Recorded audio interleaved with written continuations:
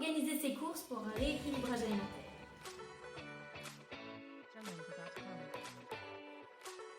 C'est le casse-tête chaque soir pour trouver ce que vous allez manger. Vous avez rarement le temps de cuisiner le soir ou le midi. C'est peut-être dû à un manque d'organisation. Je vais vous donner mes astuces dans cette vidéo pour être plus productif et organisé et ainsi moins perdre de temps. Bonjour à tous et bienvenue dans cette nouvelle vidéo. Je m'appelle Jennifer, je suis coach équilibre nutrition et je suis là pour vous aider à entreprendre un rééquilibrage alimentaire sans frustration et sans restriction, se faire plaisir en mangeant. Je vous invite tout d'abord à vous abonner à ma chaîne si ce n'est pas encore fait et à mettre un petit pouce bleu à cette vidéo. Alors la première astuce que je vais vous donner, c'est d'être organisé et de planifier. En effet, il est important de se faire des plannings dans votre vie. Alors, vous pouvez en faire pour différentes choses, mais moi je vais vous montrer ce que je mets en place par rapport à l'alimentation. Donc voilà, je me suis créé en fait des menus que je fais chaque semaine en fait. Donc là voilà, j'ai pris clairement, vous pouvez trouver tout ça sur Pinterest, hein, vous allez en trouver différentes qui puissent peut-être vous correspondre. Donc là en fait, je mets donc ma semaine. Donc là, je ne sais pas si vous voyez très bien, lundi, mardi, mercredi, on a tous les jours de la semaine. Donc ça c'est quelque chose que je fais tous les dimanches. Je me mets dessus, ça me prend peut-être en effet un peu de temps. Alors des fois ça va plus vite que d'autres parce qu'en fonction de l'inspiration que j'ai au moment présent, en sachant que la plupart du temps je me laisse quand même des trous pour finir les restes par exemple, ou au cas où il y ait un imprévu, par exemple soit on est invité quelque part, soit on invite quelqu'un, donc auquel cas voilà. J'essaie toujours de laisser au moins un trou pour pallier à ça. Donc tous les dimanches, je fais cette routine de faire mon planning alimentaire de la semaine et ça me permet comme ça d'être plus organisée, de moins perdre de temps chaque jour à savoir qu'est-ce que je vais manger. Alors là, personnellement, je note que les repas en général du soir que je fais en plus grosse quantité, comme ça j'en ai toujours pour le lendemain midi en fait. Comme ça m'évite le midi de devoir recuisiner ou refaire quelque chose et réfléchir à quelque chose. Personnellement, voilà, ça ne me dérange pas de manger la même chose le soir et le lendemain midi. Donc, je m'organise comme ça et c'est pour ça que moi, sur mes plannings, je note que le repas du soir. Mais bien sûr, vous pouvez vous noter le petit déjeuner, le déjeuner et le dîner. Personnellement, pareil, je ne prends pas forcément de petit déjeuner, ça dépend de mes envies, donc c'est pour ça que je ne prévois rien à l'avance par rapport au petit déjeuner. Donc voilà, par rapport à cette liste, ce planning que je me fais alimentaire chaque semaine, je le fais donc le dimanche en général.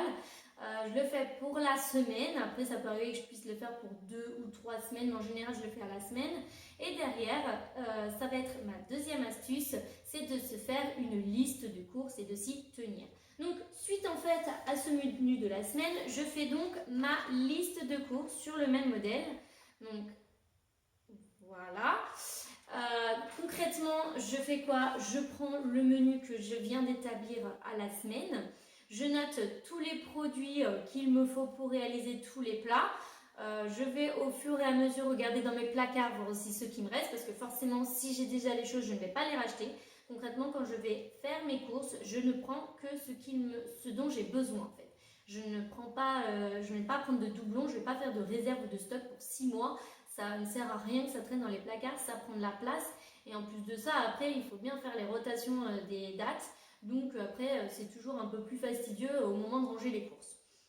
Donc je me sers vraiment de cette liste que je me fais de planning d'alimentation. Je regarde aussi ce qu'il y a dans mes placards, dans mon frigo et tout simplement j'établis ma liste de courses.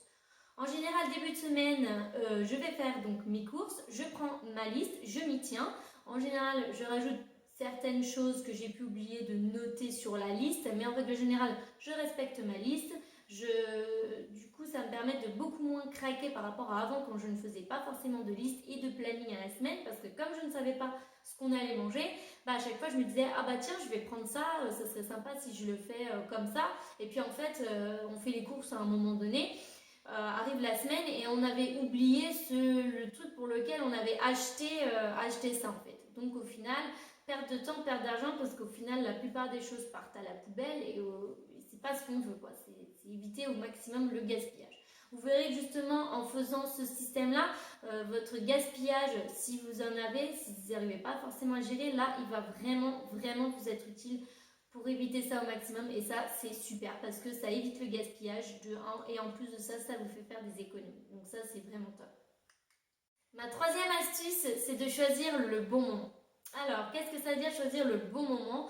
Choisir le bon moment pour aller faire ses courses, c'est déjà ne pas avoir trop de choses dans la tête, ne pas être en situation de stress par rapport au travail ou par rapport à une situation personnelle. Il faut vraiment y aller à un moment donné où vous êtes tranquille, zen, vous n'avez pas de pression, surtout pas devoir se dire que juste après vous avez un rendez-vous et qu'il va falloir se dépêcher ou quoi que ce soit.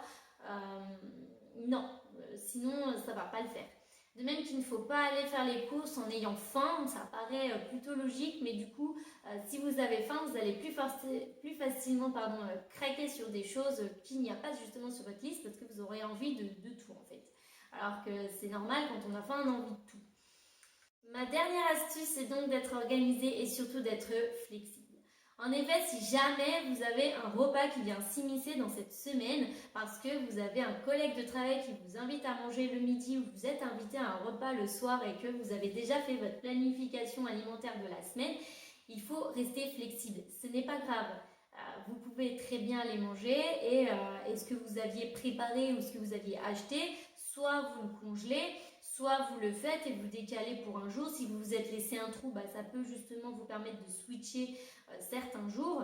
De même que la flexibilité, c'est aussi de pouvoir switcher. C'est-à-dire que c'est pas parce que lundi j'ai prévu personnellement chili con carne et mercredi paella que si jamais je m'aperçois que j'ai pas un ingrédient ou quoi que ce soit, je vais simplement switcher en fait mes repas. Je vais pas me dire ok j'ai prévu ça lundi, non on mange ça quoi qu'il en advienne. Donc voilà, le but c'est d'être flexible avec tout ça, bien sûr, c'est de ne pas se mettre de pression par rapport à ça. Dans la prochaine vidéo, nous irons faire un tour dans mes placards de cuisine et je vous montrerai mes indispensables. En attendant, je vous laisse vous abonner à la chaîne, à liker la vidéo si ce n'est pas encore fait, à en parler autour de vous surtout. Et dites-moi aussi en commentaire si vous aussi vous avez mis en place une routine. À bientôt dans une prochaine vidéo.